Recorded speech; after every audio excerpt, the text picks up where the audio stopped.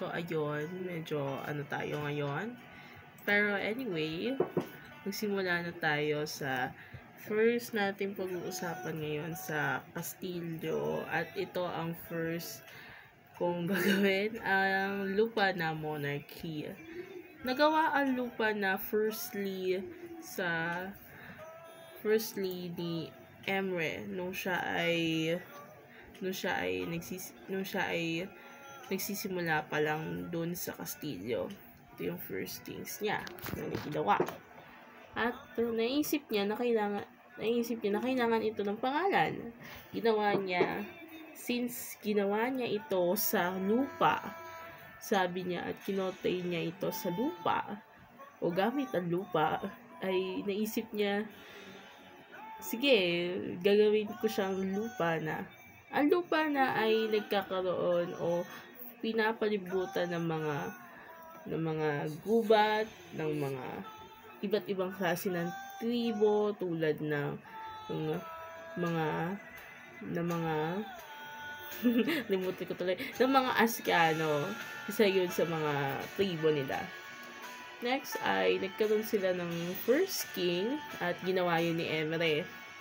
Ang first king nila ay si Haring Reo at nagkaroon siya ng asawa na ginawa din ni Emre na si Reyna Daza. Si Reyna Daza ay isa ding lupanan. Syempre. At nagkaroon sila ng 3 anak, si Haring Mariano na sumunod kay Haring Reo nung siya ay namatay, si Prinsipe Jamiro na tatay naman ni Ilasari, at si Almeo na tatay naman ni Rakimo. So magsimula tayo sa pagkatapos noon ay namatay si Reyna Daza at nagkaroon ulit ng bagong reyna at ginawa ito ulit ni Emre. Nagkaroon siya ng bago at ito ay si Reyna Erna. Nagkaroon ng anak sina Haring Reo at Reyna Erna na pinangalan nilang si Asvalo na nagkankam ng lahat. Namatay si Haring Reo. Nung namatay si Haring Reo at si Reyna Erna ay nagkaroon na ng bagong hari at ito ay si Haring Mariano. Nagkaroon ng reyna si Haring Mariano at ito ay si Reyna Agata.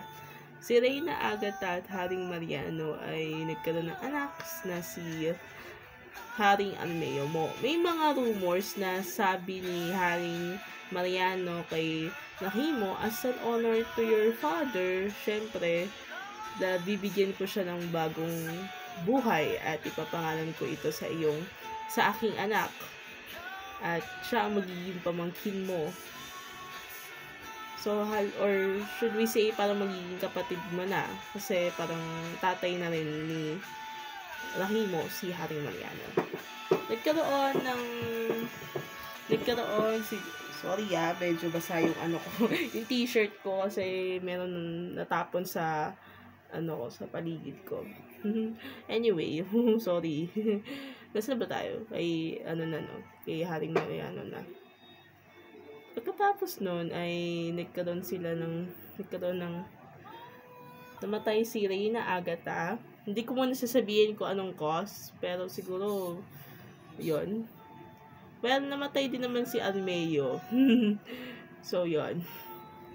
Namatay siya.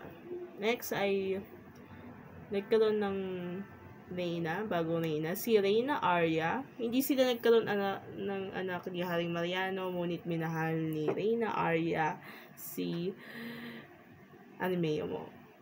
Pagkatapos nun namatay si Haring Mariano at si Reyna Arya, may mga nagtatanong anong dynasty or anong palatandaan namin kay Haring Mariano. Ang palatandaan nyo lang kay Haring Mariano ay naging hari siya nung nagmula or nabuo na ang mundo ng Eteria na, at nasa golden era na ang Kastilyo. Yon. So, ayun, nagkaroon ng isa pa, ng hari, at ito ay ang kanyang anak na si Haring Almeomo. At nagkaroon ito ng reyna, si Reyna Naya. However, kakaiba si Haring Almeomo sa lahat na naging hari. Hindi siya nagkaroon ng second wife. Hindi siya nagkaroon ng second wife at loyal siya kay Reyna Naya. So, yun. Sana all, diba? Sana all. At nagkaroon sila ng dalawang anak ni Reyna Naya. At ito ay si Prinsipe Ibrahimo at Prinsipe Ibrahima na pinalaki naman ng mga mandirigma na tinatawag nila sa mga mandirigma na Aybaro at Aybara. Nagkaroon ng pagtutuklas at naging tagapangasiwa ng lupa na si Liamo at nabuhay ang lupa na dahil sa kanya at natulungan niya si Ibrahimo at Ibrahima na maibalik ang kanilang lupa na sa glory. At ito ay at yun, nung magkakaroon na ng koronasyon, ito ay nagkaroon ng isang kakaibang dinastiya dahil sina Haring Ibrahimo at Haring Ibrahima ay magkapatid. Sila ang first magkapatid or first sibling dynasty ng lupa na. At maaari pa tong masundan dahil sina Katrimo at Katrima ay nabuhay na at magkapatid sila. Sina Katrimo at Katrima ay nagsimula naman sa dugo ni Cassiopeia, abo ni Beatrica, at buhok ni Iram, at laman ni Halil. So, yun. Well, yun lang.